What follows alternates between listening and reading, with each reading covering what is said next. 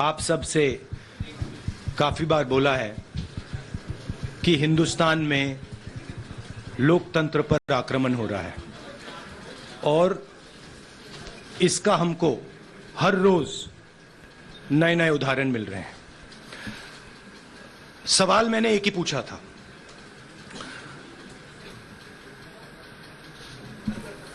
Foundation पे जाता हूं,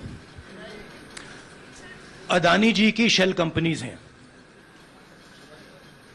अदानी जी की शेल कंपनीज हैं, उसमें 20,000 करोड़ रुपया किसी ने इन्वेस्ट किया। अदानी जी का पैसा नहीं है, अदानी जी का इंफ्रास्ट्रक्चर बिजनेस है, पैसा किसी और का है। सवाल यह है, ये जो 20,000 करोड़ रुपए हैं ये किसके हैं? यह सवाल मैंने पूछा। मैंने पार्लियामेंट हाउस में प्रूफ देके, जो मीडिया रिपोर्ट से मैंने निकाला,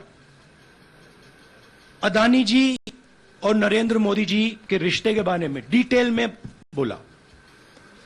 रिश्ता नया नहीं है, रिश्ता पुराना है। जब नरेंद्र मोदी जी गुजरात के सीएम बने थे तब से रिश्ता है और उसके बहुत सारे पब्लिक प्रूफ्स हैं। हवाई जहाज में मैंने फोटो दिखाई, नरेंद्र मोदी जी बड़े कंफर्ट में बैठे हुए थे अपने दोस्त, अपने मित्र के साथ। पार्लियामेंट में मैंने दिखाई। यह सवाल मैंने पूछा। फिर मेरी स्पीच को एक्सपंज किया गया। मैंने स्पीकर को डिटेल चिट्ठी लिखी, पॉइंट बाय पॉइंट, कि मैंने कहा कि एयरपोर्ट्स अदानी जी को रूल बदल के दिए गए हैं। ये लीजिए रूल की कॉपी जिसको बदला गया है। चिट्ठी लिखी, कोई फर्क नहीं पड़ा। फिर मेरे बारे में मंत्रियों ने पार्लियामेंट में झूठ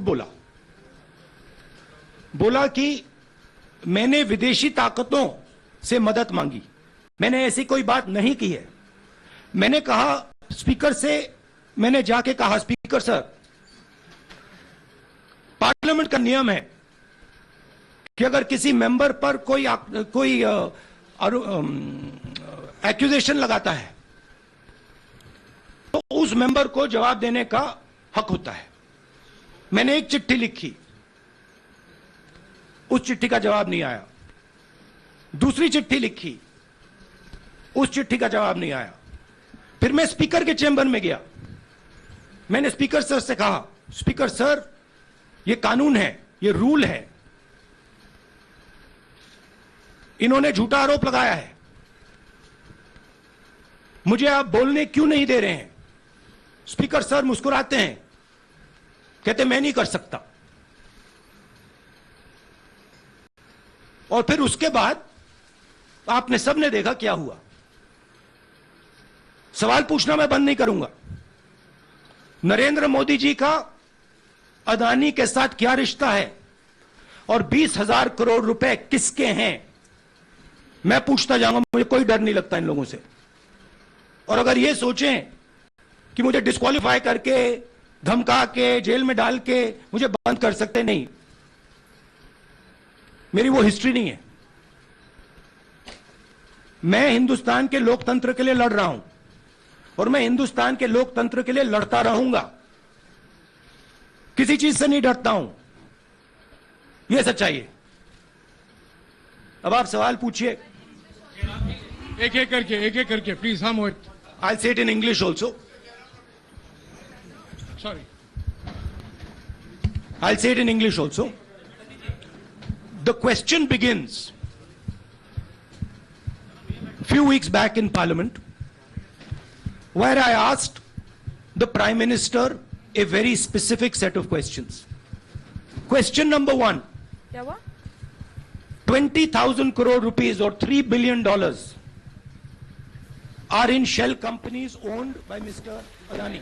तो सदस्यता पर सियासी लड़ाई जारी है। राहुल गांधी मीडिया के सामने आए हैं, एक बार फिर अपनी उसी बात को दोहरा रहे हैं जिसको लेकर उन पर यह एक्शन हुआ है। राहुल गांधी कह रहे हैं उन्होंने कुछ भी गलत नहीं कहा है और इसी तरीके से वो कार्यकर्ताओं का भी आह्वान कर रहे हैं कि कार्यकर्ताओं के साथ जुड़े।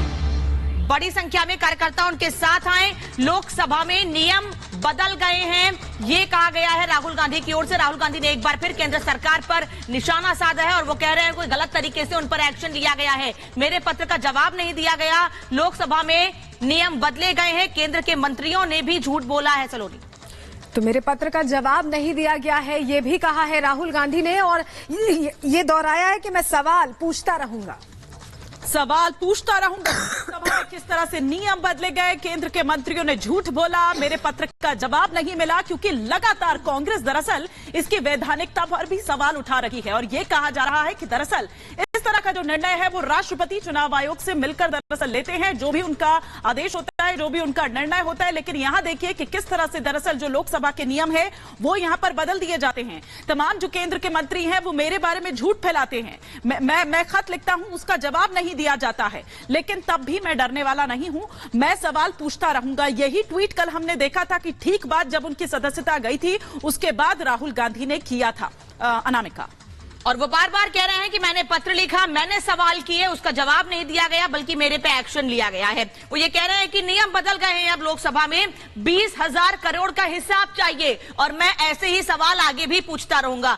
मुझे डराने की कोशिश की गई है। राहुल गांधी ये संदेश दे रहे हैं कार्यकर्ताओं को, देश भर को संदेश देने की कोशिश कर रहे हैं कि उन्हें डराया जा रहा है, दबाया जा रहा है, वो डरेंगे नहीं, दबेंगे नहीं। लेकिन लगातार बीजेपी की ओर से यही बात कही जा रही कि आपने गलत किया है, आपने नियमों का उल्लंघन किया है, तो आप पर एक्शन होगा। सलोनी, लगातार सवाल खड़े कर रहे हैं राहुल गांधी। 20,000 करोड़ का हिसाब चाहिए, अडानी की कंपनी में किसका पैसा, ये तमाम बातें उन्होंने कही और कहा कि अयोग्य ठहराने से मैं सवाल पूछना बंद नहीं करूंगा। लोकसभा में नियम बदले गए हैं और मैं हिंदुस्तान के लोकतंत्र के लिए खड़ा हूं, मैं किसी से नहीं डरता, ये बात दोहराई। कैसे बच सकते हैं अब राहुल गांधी, वो तमाम जो चीजें हैं वो इस वक्त हम आपको दिखा रहे हैं। सुप्रीम कोर्ट फैसला अगर खारिज कर देता है तो ही उनको थोड़ी सी राहत मिल सकती है। सूरत कोर्ट सजा पर अगर रोक लगा दी जाए, हाई कोर्ट आदेश पर स्टे लगा दे तो, लेकिन अगर हाई कोर्ट, क्योंकि हाई कोर्ट जाने की तैयारी दरअसल कांग्रेस की ओर से की जा रही है, अगर हाई कोर्ट उसे स्वीकार नहीं करता है तो फिर डायरेक्ट सुप्रीम कोर्ट का रुख किया जाएगा कांग्रेस द्वारा। कल ही हमने देखा था कि किस तरह से देर शाम 24 अखबार रोड पर बाकायदा जो रणनीति है वो तैयार की जाती है। जयराम रमेश ने किस तरह से कहा कि भारत जोड़ो यात्रा से न केवल कांग्रेस में उमंग है बल्कि पूरे देश भर में उमंग है, और जो भी राहुल गांधी ने कहा हम उससे डरते नहीं है, कुछ भी झूठ नहीं बोला है, और इन्हीं बातों को लेकर अनामिका पूरे देश भर में जाने वाले हैं और सोमवार से बाकायदा वो प्रदर्शन भी देखने को मिलेगा। हालांकि इस प्रदर्शन के जरिए वो नाराजगी जाहिर करने की कोशिश कर रहे हैं, वो ये बताने की कोशिश कर रहे हैं कि उनको दबाया जा रहा है, डराया जा रहा है, लेकिन वो डरेंगे नहीं, दबेंगे नहीं। बड़ी संख्या में कार्यकर्ताओं का आह्वान देश भर में किया गया है।